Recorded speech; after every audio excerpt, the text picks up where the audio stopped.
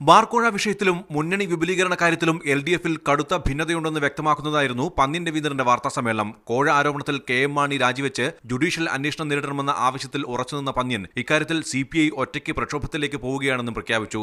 ബിജു രമേശിന്റെ ഈ പ്രധാനമായ വെളിപ്പെടുത്തലിന്റെ അടിസ്ഥാനത്തിൽ KM മാണി രാജിവെക്കണം, അല്ലെങ്കിൽ മാണിയെ ഒഴിവാക്കണം.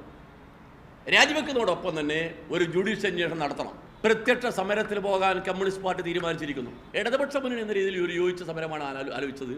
നിർഭാഗ്യത്തിന് ഇടതുപക്ഷ മുന്നണി ചേരാൻ വേണ്ടി പറ്റിയില്ല. അതുകൊണ്ട് അതിന് ചേരുമ്പം അതിൻ്റെ കാര്യങ്ങൾ എന്താണെന്ന് നമുക്ക് ആലോചിക്കാം. വിവാദത്തിൽ മാണിയോട് ആദ്യം മൃദുസമീപനം സ്വീകരിച്ച പിണറായിയുടെ നിലപാടിനെ പരോക്ഷമായി വിമർശിച്ച പന്ന്യൻ രവീന്ദ്രൻ പ്രശ്നത്തിൽ ഇടപെടുന്നതിൽ ഇടതുമുന്നണിക്ക് വീഴ്ച പറ്റിയെന്നും ചൂണ്ടിക്കാട്ടി. ഇതുപോലൊരു കോഴ സംഭവം നടന്നിട്ടും അതിന് കാര്യമായ പ്രതികരണം കേരളത്തിൽ ഇല്ല എന്നുള്ളത് അവരെല്ലാം ദുഃഖത്തിലാടുന്നുണ്ട്. അവർ പലരും ഞങ്ങളെ വിളിച്ചു പറയുന്നുണ്ട്. അതുകൊണ്ട് ഈ കാര്യത്തിൽ ഞങ്ങൾ ഇതുപോലെ ഒരു പ്രക്ഷോഭ സമരത്തിലേക്കും മറ്റ് പരിപാടികളിലേക്കും വരാൻ, യോജിച്ച സമരങ്ങളിലേക്ക് വരാൻ നമുക്ക് താമസിച്ചു പോയെന്നുള്ളത് ഒരു വീഴ്ച തന്നെയാണ്. ആ വീഴ്ച ഞാൻ ഉൾക്കൊള്ളുന്നു. RSPയെയും SJDയെയും മുന്നണിയിലേക്ക് എടുക്കണമെന്ന പിണറായിയുടെ അഭിപ്രായവും CPI നേതൃത്വം തള്ളിക്കളഞ്ഞു. ഇടതുപക്ഷ ജനാധിപത്യ മുന്നണിയുടെ കൂടെ നിന്ന് പ്രവർത്തിച്ച് സമരം ചെയ്ത് തല്ലുകൊണ്ട് ജയിലിൽ പോയ ആളുകൾ അവർ പല പാർട്ടികൾ ഇങ്ങനെ മാറി മാറി നിൽക്കുന്നുണ്ട്. അത്തരം പാർട്ടികൾക്ക് തിരിച്ചു വരാം.